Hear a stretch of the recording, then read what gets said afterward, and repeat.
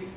Who was Walter Johnson? He was a pitcher, The wasn't he? big train. He was a pitcher. He was a really good pitcher. One of the stories that Lucas tells in this book is during the trial, the trial would take place during the week, and on the weekends, the reporters coming in from all over the country, they were bored with nothing to do, and so they go out and watch some ball games.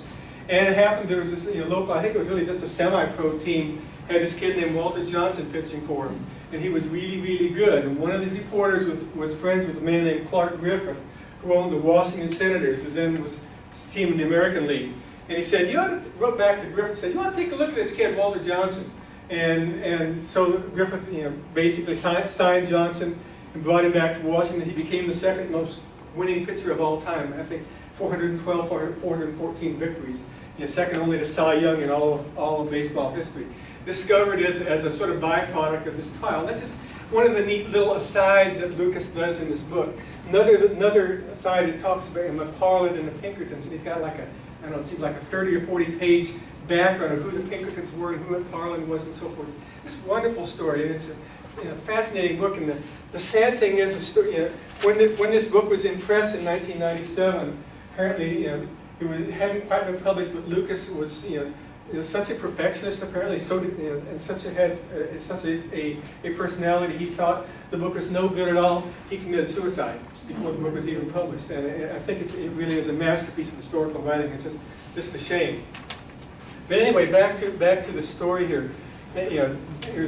Darrow was one of the defense attorneys. There's a guy named William Borah, B-O-R-A-H, who later became senator from Utah, from Idaho rather. He was one of the prosecutors, and actually, as a senator, he was thought to be fairly progressive for at least for that time. But he was one of the prosecutors here. But ultimately, again, the three leaders, Haywood was tried first, and he was acquitted, much to his surprise and relief. And the cases against Pettywood and Moyer were dismissed.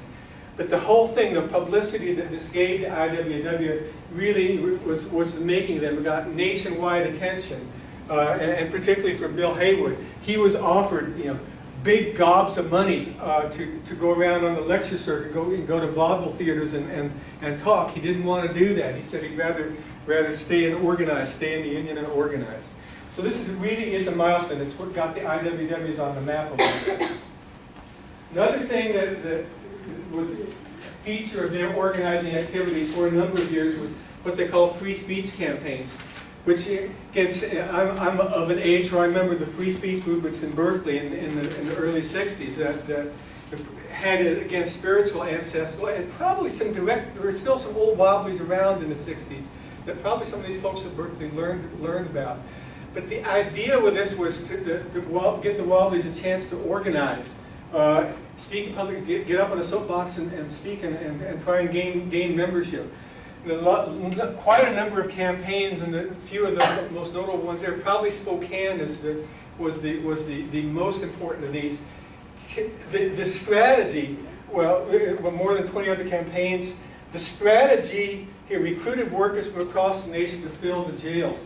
Like with Spokane, when the Wobblies out there decided they wanted to try to organize workers, they just sent out notices, and people would hobo in from 1,000 miles away, riding on the freight cars, with the express purpose of getting put in jail. And again, I've heard some of this kind of speculative talk about this Occupy Wall Street. Okay, let's fill up the jails, and it usually worked pretty well. At some point, the local citizens say, "Hey, we can't support paying to support all these guys feeding all these people in jail, so let them go." And that happened more often than not. That the Wobblies were usually granted rights to go out and do their soapboxing. And I got a little bit of a sample here. I can get it to work right. Come on. This is a little bit of audio of Utah Phillips doing an introduction, and then a little brief sample of the soapbox oration, what it might sound like. Oh, come on, Windows. Let's see, where are we here? There we go. Those old organizers were great street speakers. There were no sound systems. They were given the task, mainly working stiffs up out of the mines, off the wheat harvest, out of the logging camps. had set themselves to the task of standing on windy street corners and exhorting, polemicizing, waving their arms, windmilling it was called, and getting people to walk over the street from, instead of being gathered around the Starvation Army band with Bible banging and Jesus preaching and telling these working folks if they give what they had to the Lord, they get pie in the sky by and by. I had to get them to cross over the street and listen and join a fighting union and change the condition of their lives, the condition of their labor. First, they had to talk pretty loud, they had to talk pretty fast, because you didn't know when the cops were going to show up. I'll give you an example of what that street speaking was like. Here's a street oration from old San Francisco, Phil Melman. Fellow workers, industrial workers of the world is going to organize the entire working class. What is working class, fellow workers? By the working class is anybody who's got a boss and works for wages. You got a boss and you're working for wages. Doesn't matter if you're a college professor or a ditch digger, you're in the working class and better be proud of it. By the middle class is just a joke made up by the bosses to keep us fighting against each other. Now, the industrial workers of the world is going to organize the working class into one big union of all skilled, semi-skilled, and unskilled workers in one big union. The OBU. Got the OBU, we'll have a general strike. Strike like that will last about half an hour. Then we're going to take this thing apart and put it together so it makes more sense. With the means of the production in the hands of the producers, produce for use instead of profit, create abundance for workers and nothing for parasites. Thank you.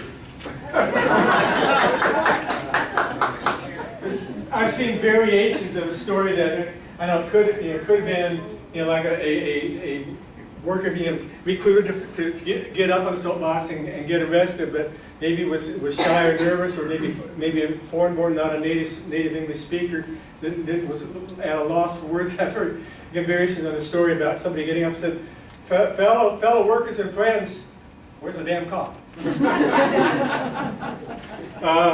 Picture here, this is a woman we'll meet later named Elizabeth Gurley Flynn. She's one of the famous organizers, soapboxing in New Jersey out of strike in 1913. More about that later. Some of the Wobblies even had their own musical groups, their own bands. Here's another big milestone, the Lawrence Textile Strike in 1912.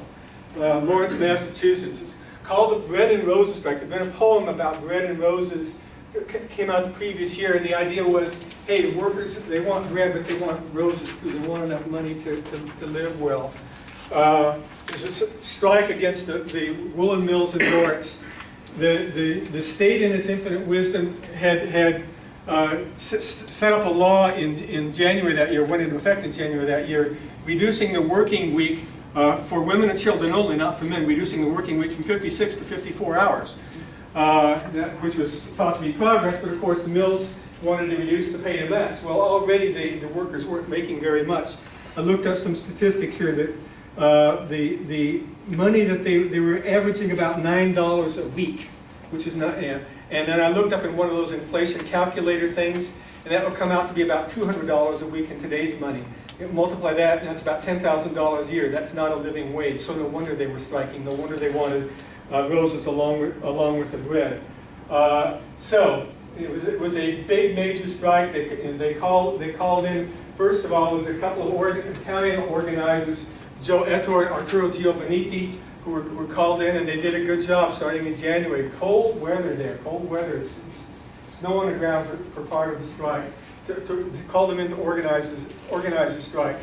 About 3 weeks into it, there was an incident, or actually a couple of incidents. There was a Syrian immigrant named John Rami who got bayoneted in the back by one of the soldiers and died, and a young woman striker named Anna Lopizzo who was killed probably by one of the troops, but nobody was ever arrested. Well, none of them were convicted for it. The government arrested a guy named Joseph Caruso and charged him with the murder, and accused Ettore and Giovannitti in the bargain because they were the organizers. So they were in jail, and so the folks who were left called in Bill Haywood and Elizabeth Gurley Flynn to lead the rest of the strike, which was ultimately successful and ended in March of that year. One of the famous parts of that, one of the famous aspects was that several different times the workers sent train loads of their children off to other cities so that they wouldn't, they would be fed better and the workers wouldn't have to be concerned about that. This was probably the last bullet point. They're probably the most successful strike, but the Wobblies couldn't make it hold. And just as a change of pace from my verbiage here, I've got a little movie clip. There's a really good movie made, and it's on your bibliography, by the way, on the second page on the back side about videos. A movie called The Wobblies, made it some years ago. And this is a clip that's about 7 or 8 minutes long about Lawrence.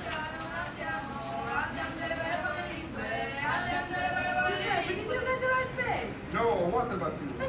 Sure, babe.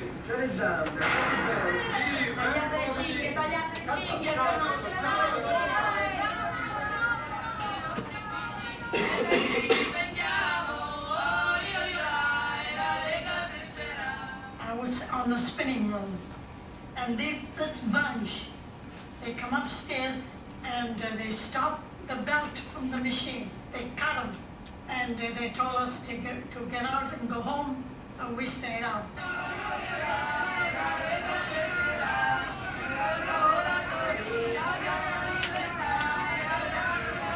From Washington Mill, we went to the Cunard Mill.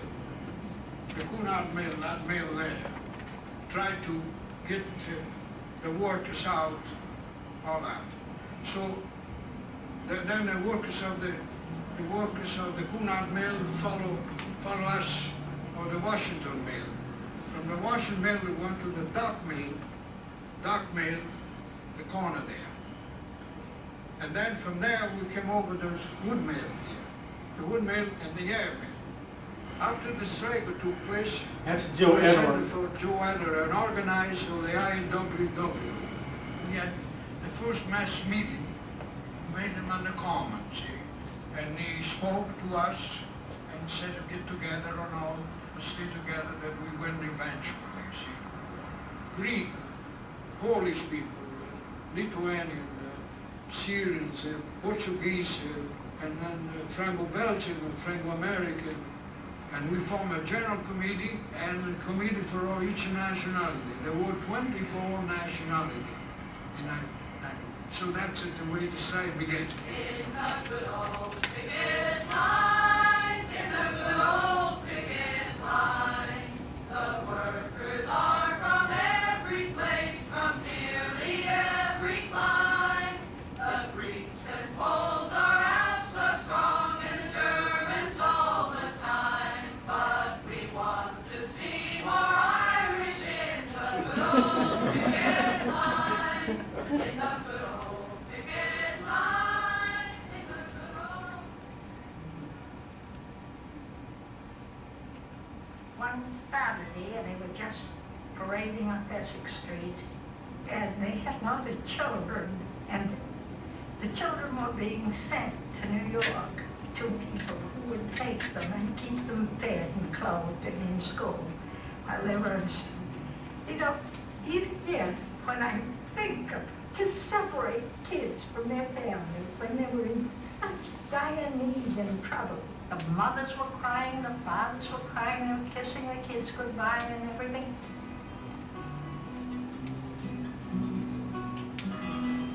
And we had 2 soup kitchens. And then we feed all the people who wants to eat. And then we buy food and we distribute the food, the macaroni, beans, bread and so on, and we give it to the people as much as we can. You understand? And that was my job, to take care of that. Oh, it was hard striking, all right. It was hard striking, you see. Well, you know, we had the militia come over. Our company of militia went down to Lawrence during the first days of the strike. Most of them had to leave Harvard to do it, but they rather enjoyed going down there to have a fling at these people.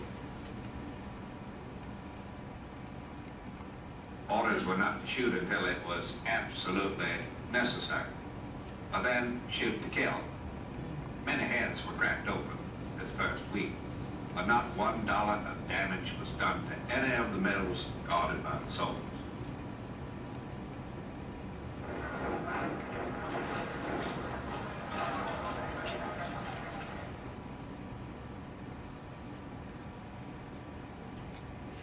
The IWW has been accused of putting the women in front. The truth is, the IWW does not keep them in the back, and they go to the front. Shall we still be slaves and work for wages? It is outrageous, has been for ages. Lizard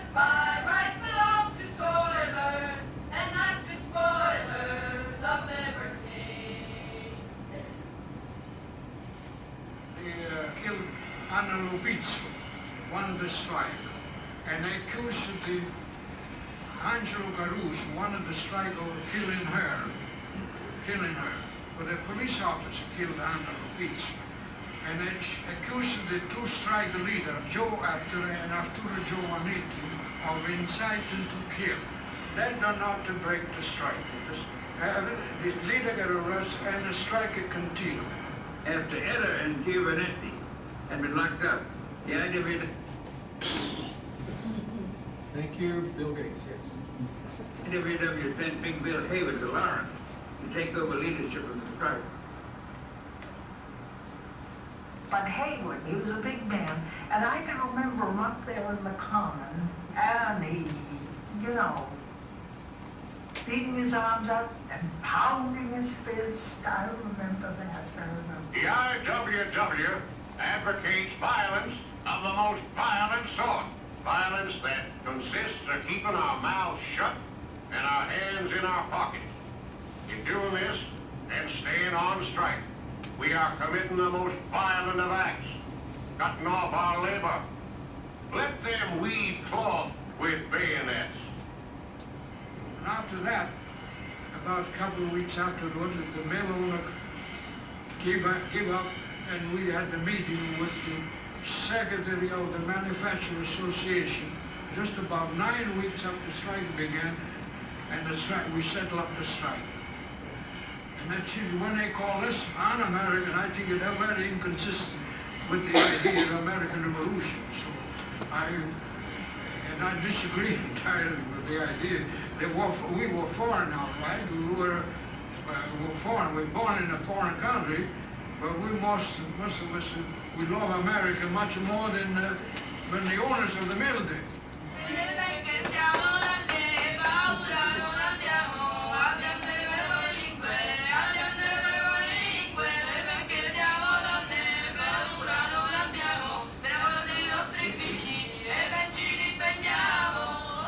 That was over. The Business People Alliance gave us a banquet to the strike leader. Yeah, and I remember we had a soup kitchen, a chicken soup, and that's a wonderful soup. And I still, and I'm making now myself. We like this sort of a chicken soup. That's very happy. Oh, everybody, all the strike was happy. The strike was happy, and the community was happy. It was all over, and it was a much better condition because the city adapted the strike. Well, building on that success, the next year the silk workers in Patterson, New Jersey went out on strike. And the IWW thought, okay, we're just going to keep building and getting better. Didn't turn out that way, though.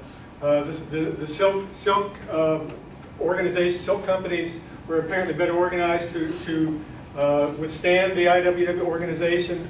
So a lot of the same organizers, another guy named Carlo Tresca, another Italian organizer.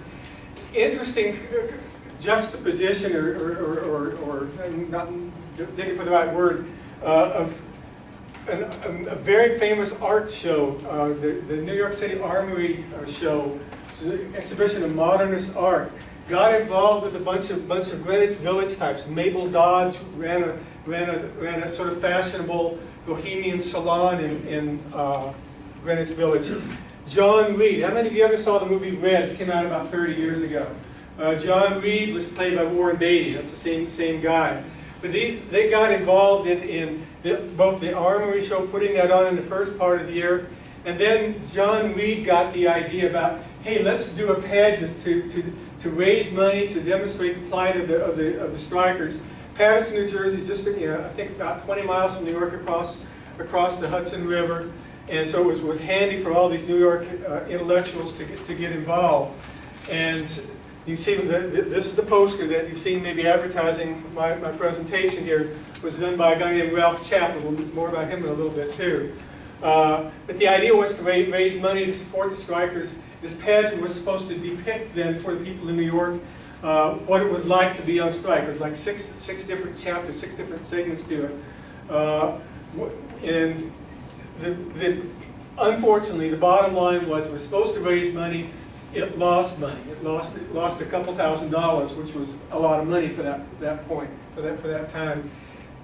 And ultimately, the owners hung on and basically starved the strikers into submission. The strike kind of fizzled out to an end along in July or August. Picture down here, if you can see it, the strikers in Paterson, New Jersey. The mayor of Paterson would not allow the strikers to organize there. Does this sound again like some of the Occupy Wall Street stuff? However, there's a neighboring town called Haledon, which had a socialist mayor. There were like 30-some socialist mayors around the U.S. in this point in time. Allowed them to organize there. There's this house here is owned by a couple of Italian immigrants named Pietro and Maria Botto, and they use their house as a meeting place. And you see the huge crowds there. The Botto House has since been changed into like a historical landmark and labor museum. But ultimately, the pageant failed to do what it was supposed to do.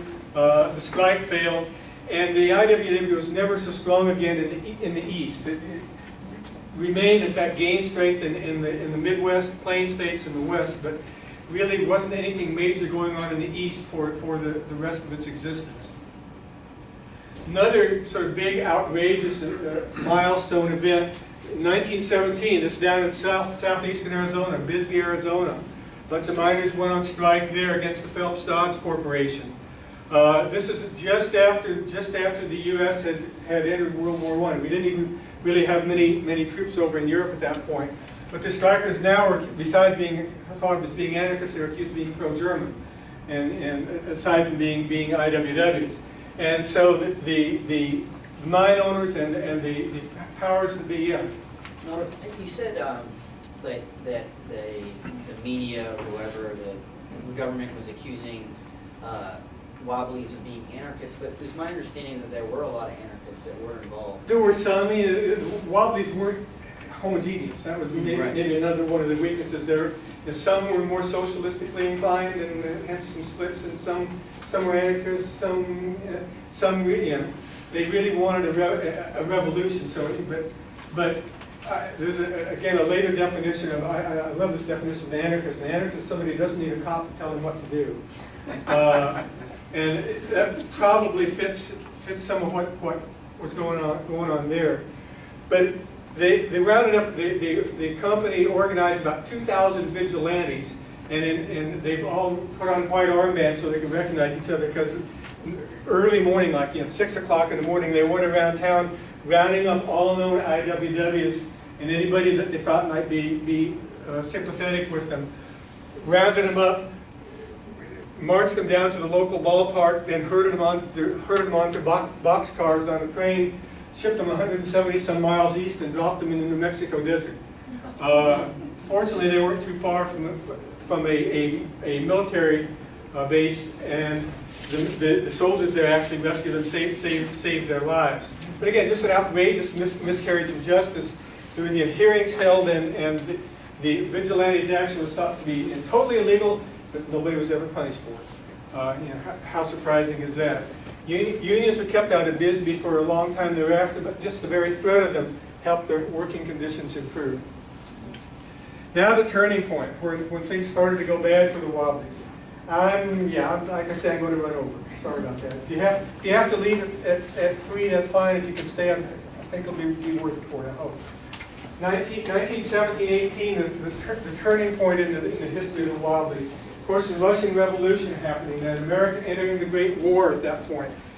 As part of one of the byproducts of entering the war, Woodrow Wilson got passed a couple of really stringent laws, the Espionage Act and the Sedition Act, which made it illegal to do practically any sort of protest.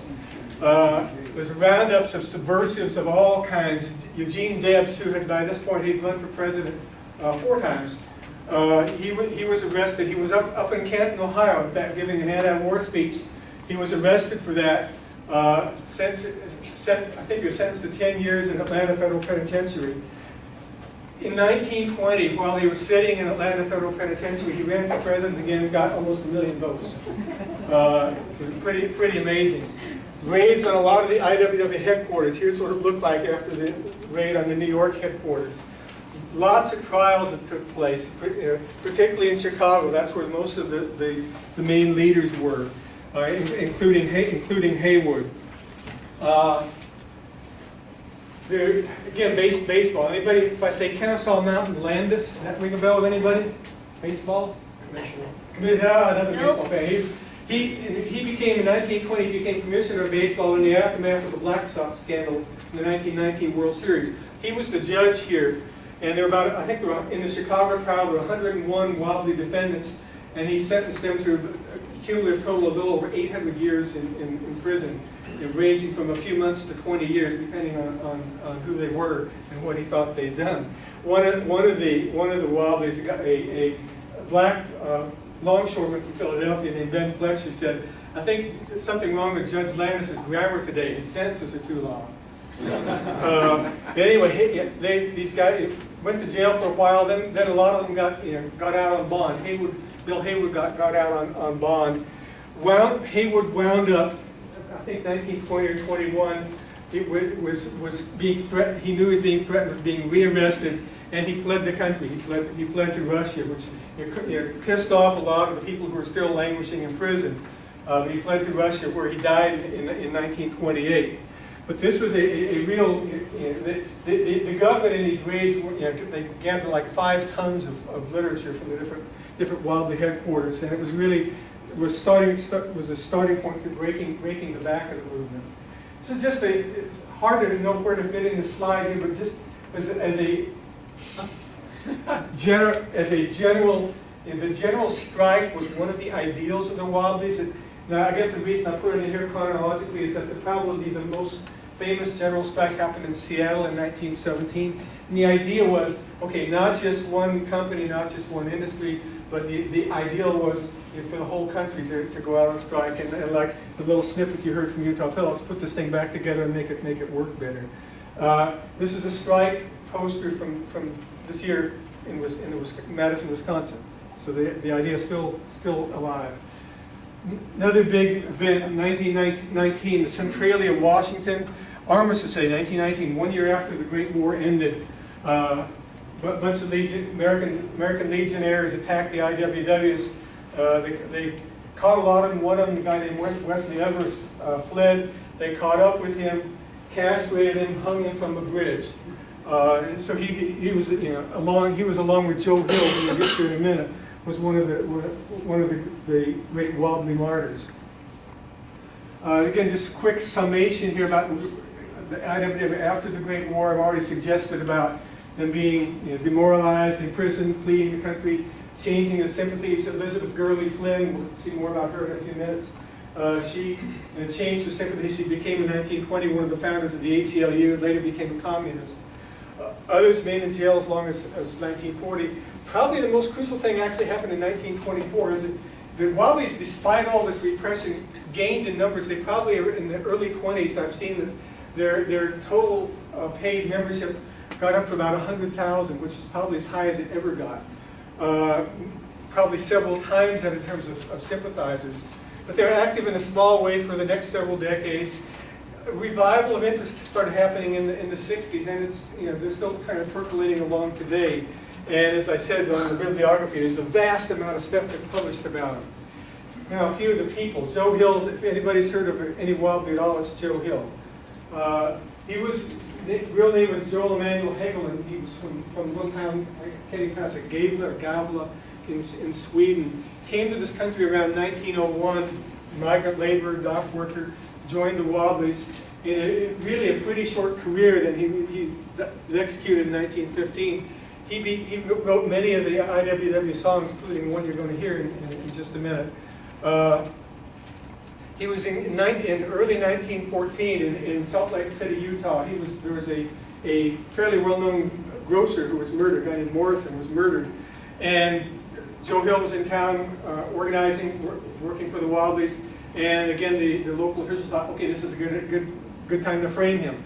And so they arrested him, long trial, sat in jail for a long time, finally executed in November 1915.